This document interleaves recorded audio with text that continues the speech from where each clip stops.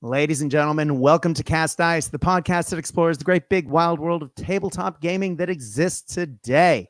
It's been said once or twice, mainly on this podcast, that we are in the middle of a gaming renaissance. There are just too many good games that we can spend our hobby time and our hobby dollars on. And it can lead to a serious case of not knowing what to play next. And I guess that's the purpose of this podcast. It's to talk about the games that my guests and I enjoy playing, to talk about big industry events, and to, talk to the people who create these games. Now, today is a follow-up from an Australian, I almost said local, and they are kind of local, but it is a post-event conversation about one of the big annual events that happens every year in Australia. And I have our TO on today to talk about how it went. Now, ladies and gentlemen, you would know this man, or should I say giraffe? You would know the silhouette of this stuffed giraffe as its shadow crosses all of the social media of Bolt Action in Australia and in many other places as well. And that is definitely the giraffe's pup, but that is totally fine. When the dog says, yes, that's right, it's definitely time to introduce the one and only Acktar Giraffe. Welcome back to Cast Dice, brother. Cheers, Brad. Thanks for the intro, mate. Time with the dog there. I am so glad that you are recording this from the legendary shed, because you guys in Tasmania, the Berwick family in particular, of which you are a member, is famous for terrain. And I will say it again later, but your terrain has appeared in several of the Warlord campaign and theater books as well. You guys take terrain to the next level. And as we talk about terrain in this episode, I'll have a lot of questions about how you approach it. But mate, look at that background. Audio folks, I have to say, it's shelf upon shelf upon shelf upon beautiful table setup, and the giraffe and Acktar himself all in one shot. Amazing. Mate, how you been? Welcome back to the show. Yeah, I've been good, Brad. It's been a year, so it's about time we had a chat again. Mm-hmm. Now, the last time you were on, we talked about Sudlicht 2021. And this time we're going to talk about Sudlicht 2022. Just as a litmus test, 12 months ago was a very different time in Australia. We were still having a lot of rolling lockdowns, at least in Melbourne. And you in Tasmania had been affected to a degree as well. But 12 months on, what does Bolt Action feel like in Tassie since the last time you were on? Oh, it's still growing. It's quite good. We had a couple of new players actually come attend this event that were from different scenes and different local areas, which is great. Apart from that, it's steady. I'd say it's constantly gaming. People are still getting out there playing their games and that. But as the effects of COVID and lockdowns and everything else, they're all starting to wind back. So we're getting some of our older regular players coming back into the scene as well, which is great to see. It is. Matt, that is so great to hear. Well, let's talk about Sudlicht. Sudlicht is the big event. Now, you guys have two events a year, and this is the spring in Australia, fall in the rest of the world, or in the Northern Hemisphere event. This year, it took place on September 17th. Talk us through a little bit about the location and the roll up to this event, because, man, the hype train is always live when you run an event. You always have great publicity. You always have very clear player packs. What was the feeling going into Sudlicht this year? Well, this year the build-up was a little bit quieter because I've gone back to work, but I did try to keep the social media presence up with the build-up. There was a fair amount of hype around everyone just getting excited to get back together and have another round of games, because as you said, the other event that I run each year, Camp Liner, we got hit by COVID and that massive spike in fuel prices. And we went from having 18 players down to 6, and we just ran out of the shed at the end of the day. Our venue itself, we're lucky enough that we're in a carpeted gymnasium. Now, that's something that's only ever going to happen in Tasmania due to the temperature. Yes. But the fact that we have a carpeted gymnasium, we have excellent, they've only just recently replaced it with all new LED lighting. So the lighting's beautiful, it's nice and open. All the tables are set up on actual 4x8s. So everyone's got a 2-foot section at the end of the play area to roll your dice, to set your army up, to put your books and stuff. And no one is actually cheek by jowl. Like, we probably could still easily fit another 15 to 20 tables and still have space to swing cats and have the kids play in the corner. Yes, exactly. Right. How many players did you end up with this year? We ended up with 18. And that was because we had 2 late dropouts at the last minute due to family commitments and illness. But that was fine. Like, we always end up with between a minimum of 18, probably the top of about 26. We've got enough terrain to run 30 without having to spread too thinly the stuff that we have. So keep the quality level of the terrain tables up. Exactly. And I am going to ask about terrain density in a second, but let's talk about the spread of armies, because there was a great spread. I mean, yes, there's a lot of Germany at your event. If I counted right, there was 9 German players? Yeah, well, we ended up with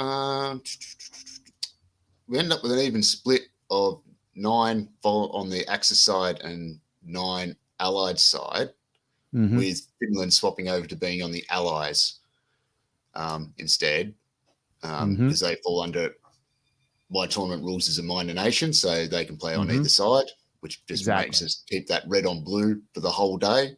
And that's just more so we can play some really thematic battles. We can drop people on terrain sets that they won't ever have themselves, but say if they've got Japanese and Australians, then they can play on something that looks like New Guinea and it looks really good.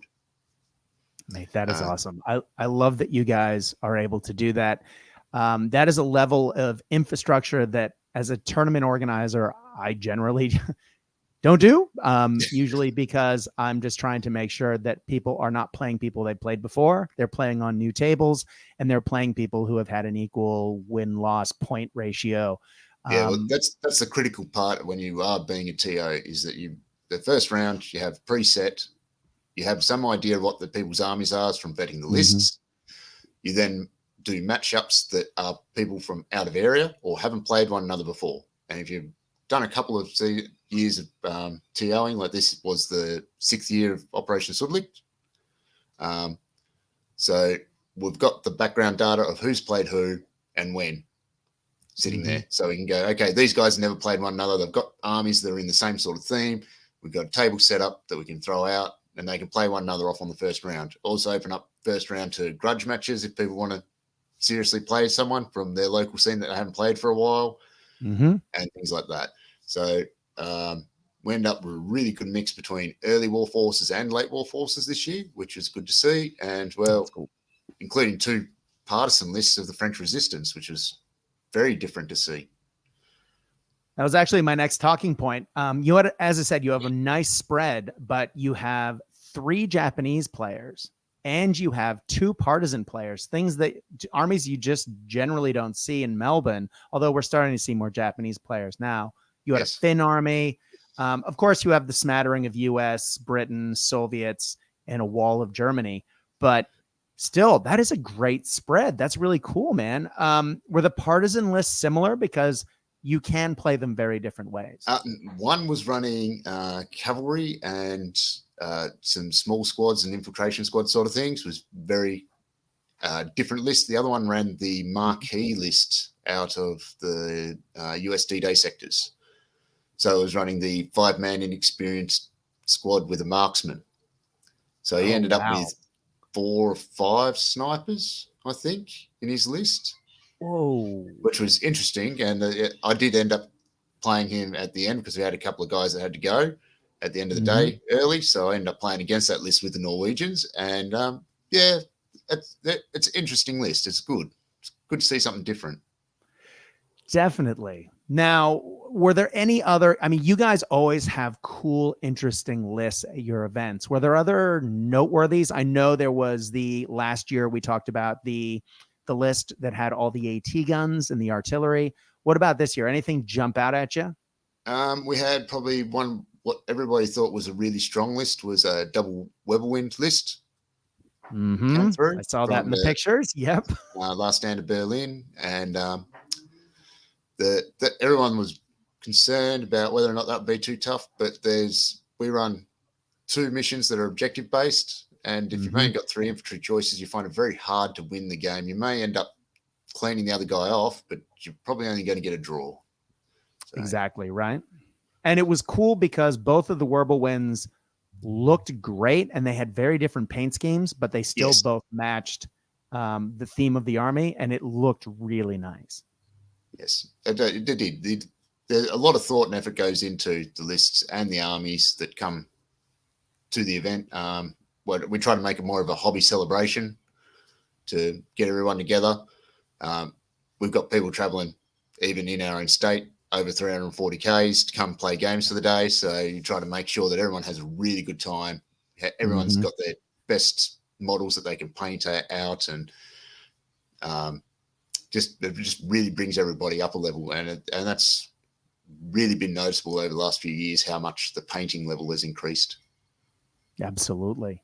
Well, let's talk about tables, because as I said, you guys are famous for tables. I mean, I know you guys are building terrain for over a decade, and people are often, we just had an event here in Melbourne on the weekend, and I am dating this episode slightly by saying that, called Jump to Action. And we had 8 new players, and they are, lurking and or posting on the Bolt Action Australia page and Facebook page. And they all mentioned, well, not all, but when I brought up, there's Sudlicht was last weekend, a bunch of people were like, wow, that terrain, like, how do they do that?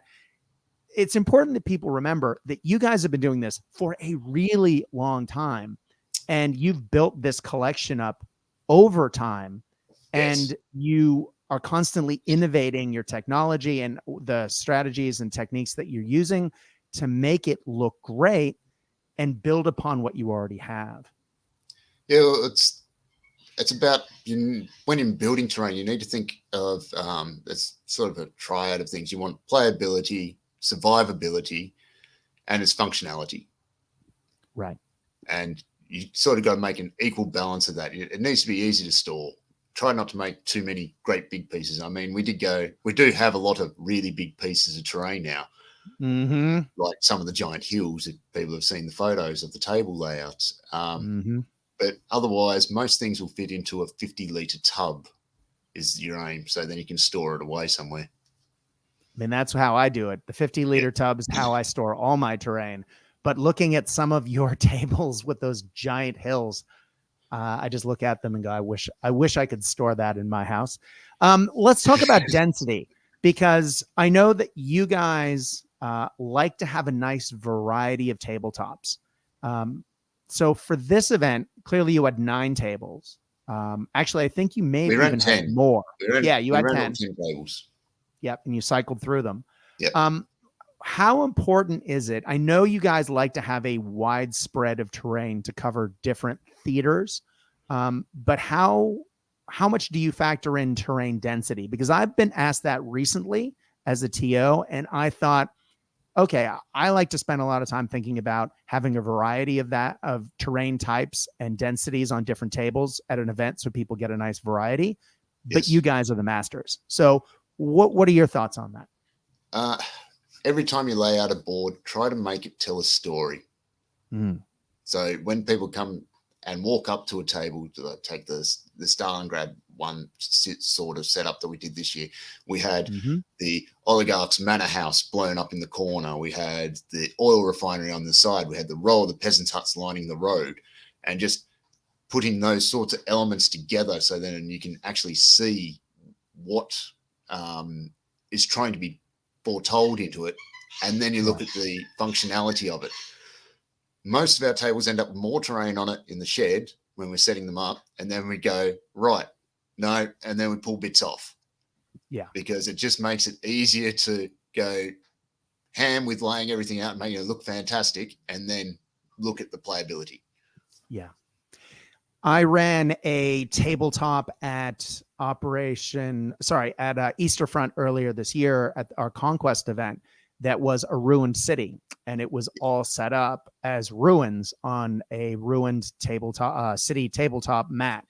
And when people played on it, they said, wow, that's a lot of ruins. So I took that feedback and I bought another mat, and I actually then built a couple of complete buildings. And for Jump to Action and then for Operation Bear, I've actually taken half of the ruins off of the city board and I put on completed buildings in their place. And in the process, I now have 2 tables where before I had 1, but there's that variety of finished building and ruins. So you know, it doesn't necessarily slow down play as much because people are going to maneuver around the buildings or go through the buildings, rather than sometimes if there's a lot of ruins, it can really slow things down. And that can lead to maybe a little bit of feel bads because you can't really get to grips with your opponent. So I think that's an important lesson to consider when you are coming up with your own event. Would you agree? Oh yeah, definitely. And like you're saying with your whole buildings and your rule ones, try to like cluster the whole buildings together. So then Right. Big HE might have line of sight to the front one, but doesn't have line of sight to the one behind it, sort of thing. You got to think of your rule set that you're playing with, so then people can adapt their game style and go, okay, I can occupy that building. It's going to be a safe haven for my infantry. It's not going to, unless the HE device comes rolling around the corner, then at least I've got a couple of chances to utilize all the terrain on the board is the other thing. You want it to tell a story, but to be functional. I did have a laugh on the weekend at Jump to Action when I saw our good friend Pedro bringing his KV2 to our event. And, you know, best painted winner, Ben Llewellyn, parked his beautifully painted flamethrower team behind a building at which Pedro pointed a bunch of guns at and then pulled the trigger on the KV2, destroyed the building, and then mowed down the flamethrower team through the rubble because I can see you now. Yeah, it was, I mean, this is why Pedro was second in the event. The man thinks one move ahead, and that KV2, it can take out a building. That's for sure. Well, let's talk about some of the variety of tables. Now, you've mentioned the Stalingrad table. I know you've done Italian tables in the past, and you've done some great Pacific tables. But what are some of the themes that you are really happy that you guys have for your events? Well, we had the Tarawa layout return to the event this year. That had been in the shed for a bit, had a bit of a quiet time. We didn't put the pier and the water out because that sort of slowed down the gameplay. It's really good to spread that. There's enough of that to spread over 2 6x4 tables so that you can do the beach landing and then do the inland fighting near the airstrip. For people that want to go do a bit of research on that one, that's the Battle for Bonito Island, Tarawa. The other one that really was like sort of that, like we always try to do one table for Sudlicht that's a brand new layout. And this year we did the Battle for the Tennis Court for Kohima.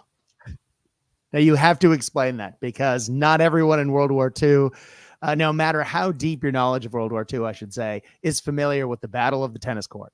Well, the one thing that you'll find out is the first thing you'll do is you go, and look at the dates. And it happened on D-Day. So why D-Day is a very significant event. On the other side of the planet, in the jungles of Burma, just outside India on the Kohima-Imphal border, they were busy fighting over a tennis court, literally within grenade range of one another.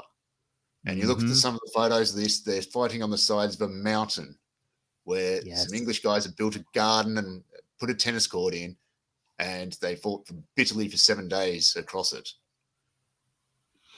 What I love about when you built this table, because you posted a lot of pictures of it in the run-up and at the event, is that it's a rolling hill. It is actually, 3 full tiers with little steps and little ramps to get around on it.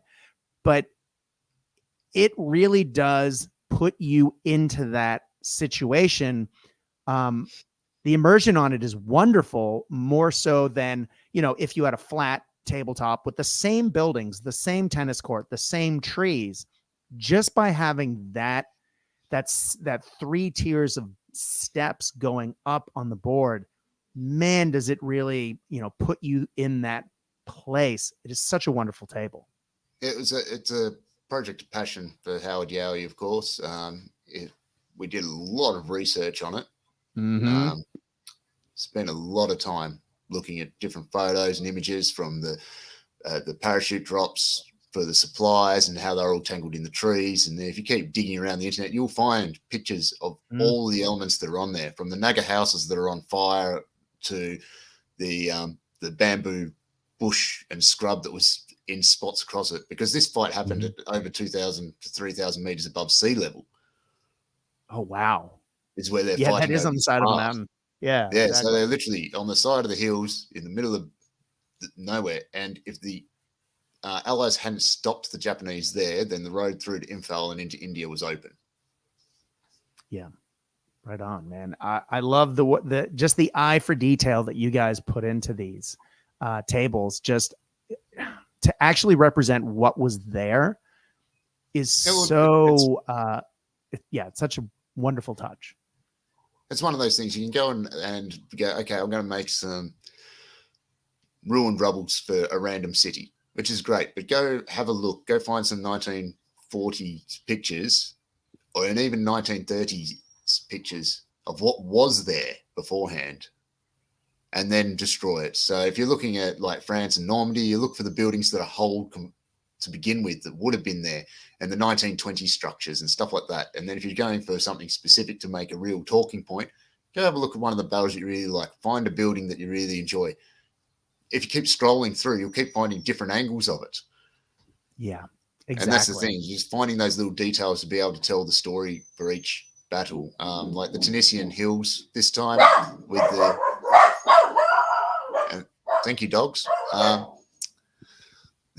The Tunisian hills this time, we put the fetid water at the bottom because Tunisia is actually not all desert. They'll never set up structures out in the desert without any support. So it was more of being able to tell that storyline without having to worry too much about it.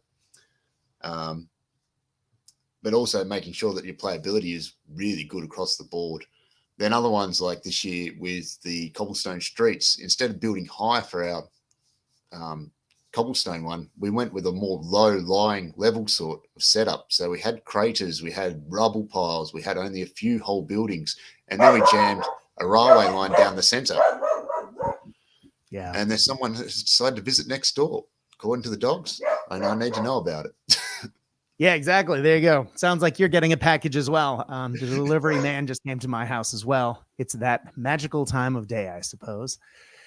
Well, let's talk about the event itself. Now, clearly, we've talked about the tables and we've talked about the number of armies, but let's talk about the results. Clearly, you guys played 3 games over the course of the day. As you said, 2 of the missions were objective based. 1 was kill points.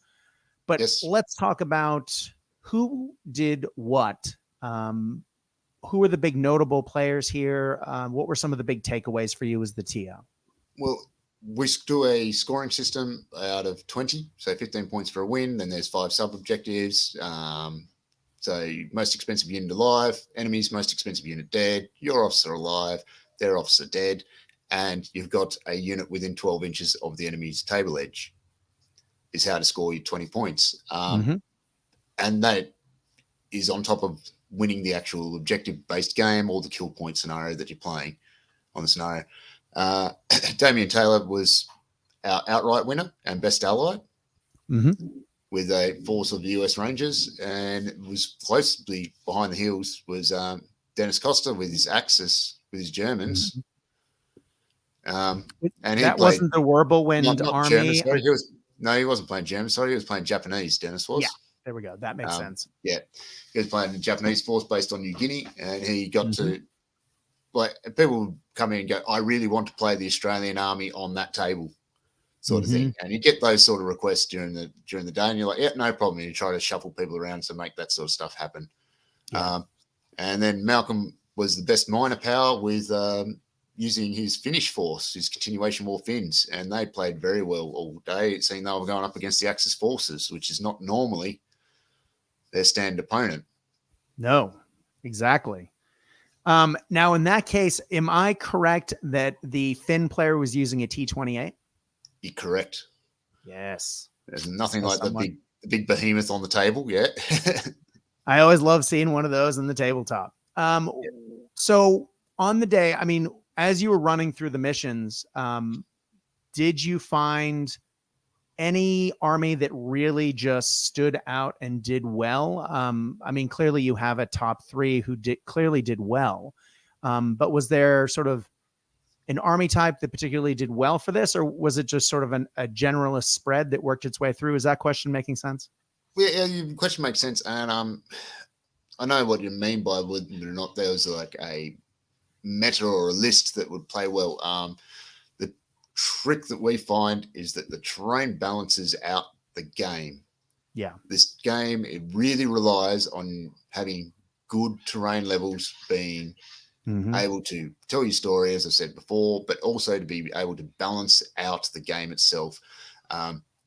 It's no good if you're playing versus against a, say, Japanese spear horde that's racing through the jungles and you can't actually shoot them. Right. At all, exactly. because you decide that it's all blocking line of sight. And it's just about making sure that you have that discussion with your opponent at the start of your game at every event. But even if you need to have a little checklist, can I see your army list? How many dice have you got? What are your army special rules? How are we treating this terrain? And just go through that at the start of every game and go, okay, this plays like this plays like that. Take the Kohima board, for instance. We had that set up, and if anyone asked any questions about it, the stuff that was on our area terrain kidneys blocked line of sight. But the rest of the terrain, all the shrubs and that on it, you could see through, but was providing light cover. There you go. Yeah. So then it looks like it was really thick, but that's what we wanted to represent on the board. And there was the tennis court was really the only open piece of the table, which is what it was in the battle. So, and it's just making sure that if you have those sorts of elements in place, it really does level out the playing field. It doesn't matter what you bring along to the table. Then, as I said, the double whirlwinds are nasty in most events. And if you saw that in, say Operation Sandstorm or one of those on a Hari's table, and you end up on a open desert table, like you can make a desert table, just make it tell a story, have the hills, have a bit of a village, have a bit of a oasis area, have a bit more blocking line of sight stuff. Even though think of the desert, you think it's all open and flat, but if you have rocky outcrops and depressions and craters on it, suddenly it allows for all the armies to be able to play on the same level. Yeah, exactly. I had a set of custom ridge lines built a long time ago that was dubbed by the creator as Mount Morin, and it's 12-inch increments, and it's about 8 inches wide, and it's really tall and is sloping over the top. And then there are 2 end caps, but I have enough to literally to go 4 foot across, the short edge of the board, and then the 2 end caps, which is like another, 6 inches each, so about 5 feet long if I wanted to. And I've run that in a bunch of different ways over the years, as a giant 5-foot diagonal down the middle of the board, as 2 2-foot hills coming in the middle on either side with the end caps. So it, and then putting it, making a cross with the roads. But yeah, you have that desert table, and all of a sudden you can't see a big chunk of it unless you get to the top. And then that creates a wicked kill zone. So, it's providing those opportunities for players to have to think in a different tactical way, but also, as you say, not just leave the table wide open for all the big guns necessarily. Well, right on. Were there any armies that jumped out at you that, as far as painting wise, that just blew your socks off? And who won best painted at your event? Well, best painting went to Nathan Birchall with his beautiful looking DAC force, and he made a gorgeous looking display board himself, all from scratch for it to go onto. They were lovely painted miniatures. Other than that, there was so many well painted minis on the day. We do best painted after the first round. Everyone sets up their if they got a display board, you can set it up on the end of the table on that 2-foot section at the end. So you have it all displayed up. We have lunch, and then everyone goes around, has a look while you're having lunch, and can then just come up and tell me which army you really want to vote. So then you can go, I really like that over there. So then people might not know other people's names, but then it's quick and easy. We get a quick vote up, and he was the clear winner by his peers voting for his best painted army.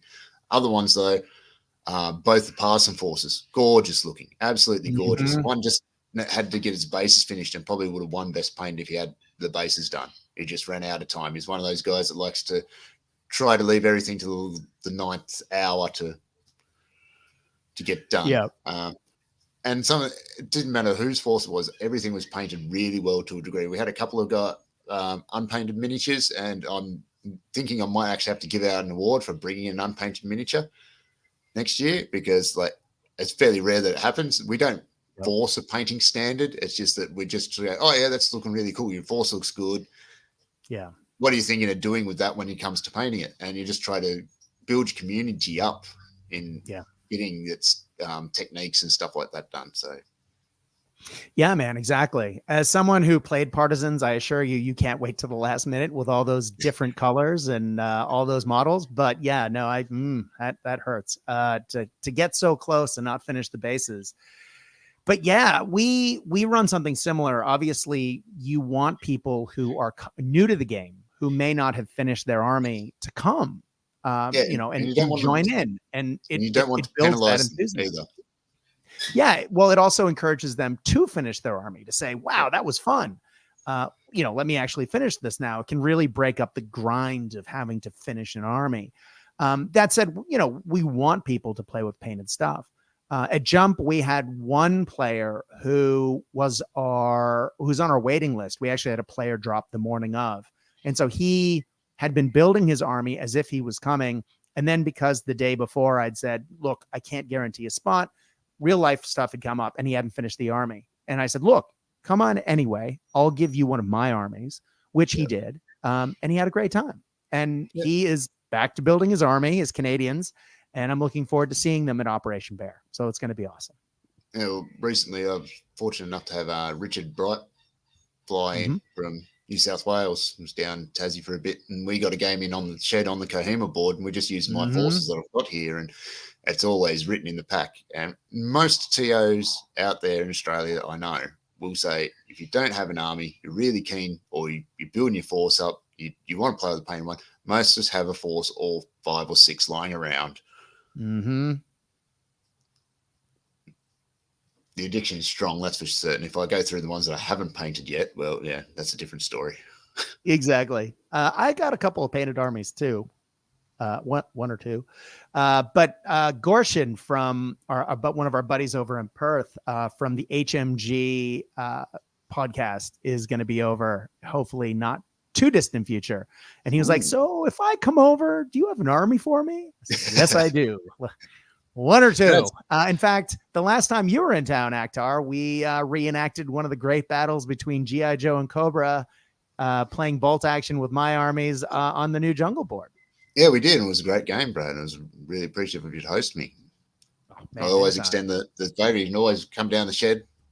You might have to cuddle up to the dog for the night, though, to keep warm. I don't mind that. No, man. I've been trying to get to Tassie for quite a while. It's actually the one state I have not been to, and the one capital city in Australia I haven't been to is Hobart. So we'll have to hook that up at some point. It's a good defensive device, the moat. That's for certain.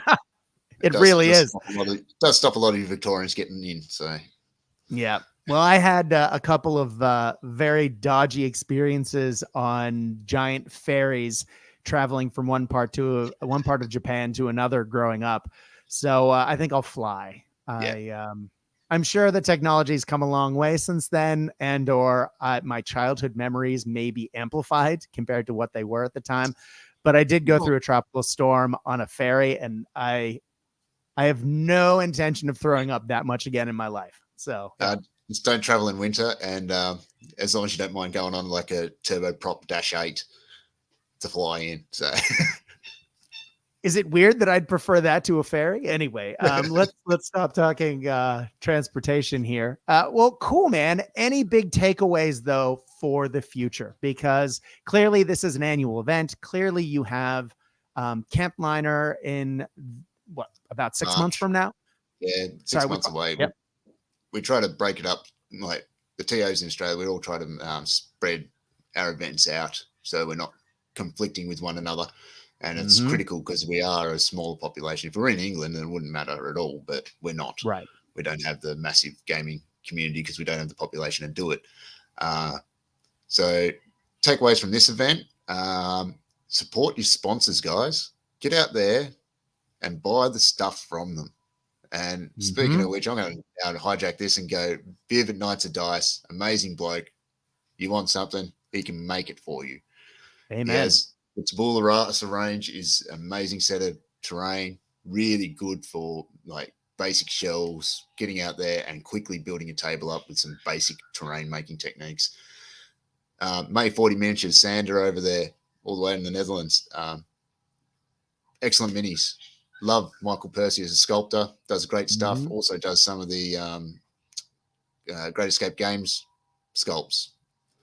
I love Great Escape Games, man. Yeah, they've got some really great. He's got a great sculptist, and he's got some really good miniatures if you want to play some unique forces. And then we'll go on to, of course, War and Peace Games in Australia. If we didn't have them helping us out, we wouldn't be running the events that we do. They're fabulous guys, great sponsors all the time. Rubicon Models. If you want a kit that has that extra bit of detail, it's brilliant kits. Can't go wrong with them. Leadbear's Tufts, guy over in South Australia, handmade tufts, beautiful stuff. I'm just giving him a shout out because he deserves it. So I'm thinking through who else is here. Dice of War, even though Adam's relocated over to WA, custom dice for your force. So then you true rolling D6s. You don't have to worry about floating them to see whether or not they're offset or anything. He's got the technique down perfect to make custom dice. They are great. And then, of course, Warlord Games, because this was their first, I think we may have been the first one in Australia for their new sponsorship setup. And for those that are interested in, what are they throwing in? We got the silver dice. We got the actual official Warlord certificates, which we did a bit of calligraphy on, tarred them up, made them look really good and stuff like that. And value of their sets for, I'm not sure whether or not they've released what the rules are for it yet, so I can't really go too much into too many details, but it does go off your number of players now is your support pack level, and that is really good setup so you can get your small communities building up, you get a good level of support, and they're there, they make the game. Yeah, the FAQ is a bit long-winded, we're all hanging out for version 3, but that'll happen one day. We were also sponsored by Warlord. And to be clear, I do need to announce for those who were at Jump to Action when I said that Moab is the first big event that Warlord is going to be sponsoring in Australia, and it is. However, Sudlicht did beat Jump to Action by a week. So, yes. So you guys did get it first. I wasn't sure if you had, and I before I was announcing it, I was like, we didn't go out promoting it as much as I probably could have done because it was still a very early beta of what might be available. And it was a case of the and Sean and that at War and Peace going, okay, here's the idea that we've got. We're sending you this. It's you've got some of this stuff and some of that. But they're just amazing guys. All of them, really all of our sponsors. If you get out there, buy your stuff, Eureka Miniatures in Victoria. I'm just going to start labeling people that deserve a shout out now. Like, I didn't even ask you for anything, but they deserve it. Like, I do want to take a second because the new Warlord support structure. I mean, you would know this as well as I. Warlord has been supporting events off and on for years. Yes. But now in Australia, that the Warlord support system is done through War and Peace. We make sure that it's consistent. it is easily attainable, and Yes. that it arrives before your event. You don't have to worry about international shipping, and it's wonderful. It And turns up the on guys, time, not a month after the event, which is great. yeah, Yeah. exactly. But that's not Warlord's fault. That's No. the post's fault. Um, just to have local representation and to have such friendly, knowledgeable people helping support, promote local events is just wonderful. And I can't Yes. say enough good things about the program. If you are looking to run a Warlord bolt action event, please do reach out to War and Peace Games. It can be a pretty small event. Talk to Sean about how many people is the minimum. I believe you need something like 10 people, which, I'm you know, still not 100% sure. There hasn't been exactly. anything officially released as Right. all we know is that it goes off numbers. There's a tier system until they iron Exactly. out all the bugs in it. And I think from what I understand from talking to people internationally, this is what they're going to be rolling out now everywhere because it Exactly. makes it easier for them to pick their orders, makes it easier for them to pick your price support. Okay, you got this Mm-hmm. level of pack, and they can just throw it and send it, sort of thing. So it all makes sense. It's a good business model idea for them. It is. And it is, as you say, everything's pre-packed. So at the warehouse, they only need to click a button Yeah, and then those things go. It is so handy. yeah. And again, consistency is just wonderful. And yeah, I think that just it's a new era of support from Warlord Games for bolt action, but most importantly, it's through War and Peace Games. So, Yes. guys, I know that literally while we were recording just now, my door rang and I had to go get a package from War and Peace Games because I was buying toys from them, not for an event, for Oh yeah, myself. sure. So, no, actually, it's a dreadnought for Horse Heresy, so it's definitely not for bolt action. But Now, I I, want to see it in P dot. yeah, I am definitely. I tried painting P dot for 15 mil once, and I'm never doing that again. No, that hurts.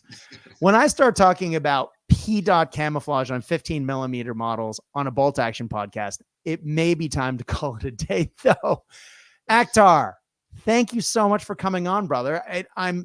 It's so good to hear that bolt action is back in Tasmania. I know earlier in this year it was a little bit of a disappointment that you had some folks who had to stay away because of health reasons, and then the fuel situation hurt your numbers Yeah, dramatically. You guys have such a strong, vibrant scene. It's wonderful to hear the bolt action's back, baby. yeah. Thank you very much, Brad. Yeah, and like hopefully, maybe might try to make my way over the moat one time myself to try to get to one of yours.